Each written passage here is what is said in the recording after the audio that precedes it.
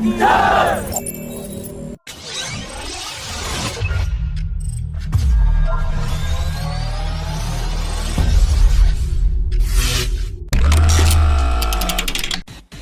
a major development amid the ongoing border standoff with China, France has announced that it will send its Rafale fighter jets to India in the third week of January 2021, and they will carry out the SKYROS combat exercise with the Indian Rafale and Su-30 fighter jets. This would be the first major combat exercise of the Indian Air Force involving the Rafale fighters, which would see some complex maneuvers being carried out by the fighter jets of both air forces. The Indian Air Force is also planning to use the Rafale and Su-30 in an integrated mode, and a lot of steps have already been taken in this direction by the service. Jai Hind, vive la France!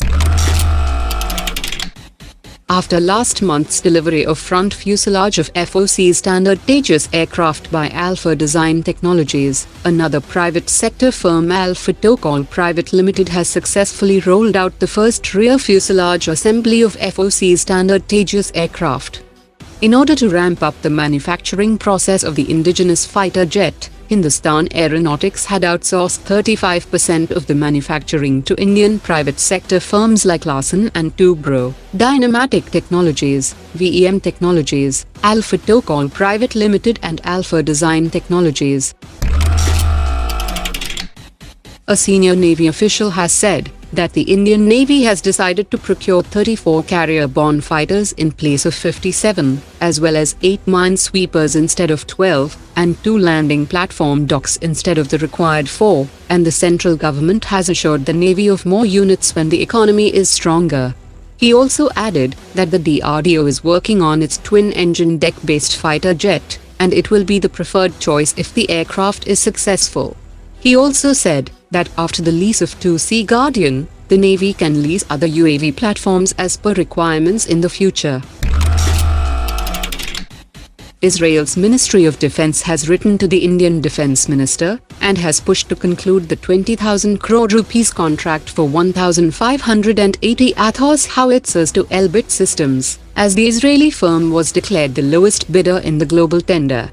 Elbit Systems had quoted a price tag of €477 million against the €776 million by the rival French firm Nexter. The Israeli Ministry of Defense also said that Elbit Systems will establish 2 production lines in India. First will be with the Kalyani Group to build the first 400 howitzers, and the second will be with the Ordnance Factory Board to build the remaining 1,180 howitzers with complete transfer of technology and 70% level of indigenization. The vehicle factory Jodhpur is working to complete the upgradation of 320 mine-protected vehicles and will hand over the first upgraded vehicle in the next few days, out of which 200 units are for the Indian Army and 120 for the paramilitary forces, and these upgradations will ensure better protection of Indian security forces. After yesterday's talks between Indian Army Chief and Korean Defense Chief, there could be some forward movement in the negotiations for 104 K-30 systems and 8 minesweepers for the Indian Navy. The South Korean company Gangnam Corporation and Italian shipbuilder Intermarine had responded to request for information for minesweepers, and these are to be built at Korea shipyard through transfer of technology. South Korea had also responded with its KSS-3 submarine for the Indian Navy's Project 75I, and they are equipped with their independent propulsion system, lithium-ion batteries, and vertical launch system to launch cruise as well as submarine-launched ballistic missiles. The Border Security Force will soon be equipped with the latest anti-radio frequency transmission system that will capture, control and even break the radio frequencies used by Pakistani handlers to deliver arms and ammunition inside Indian territory using Chinese drones. The trials have started, and the second pilot run has just got completed, and the DRDO is in the process of finalizing the report, which will be submitted to the Ministry of Home Affairs.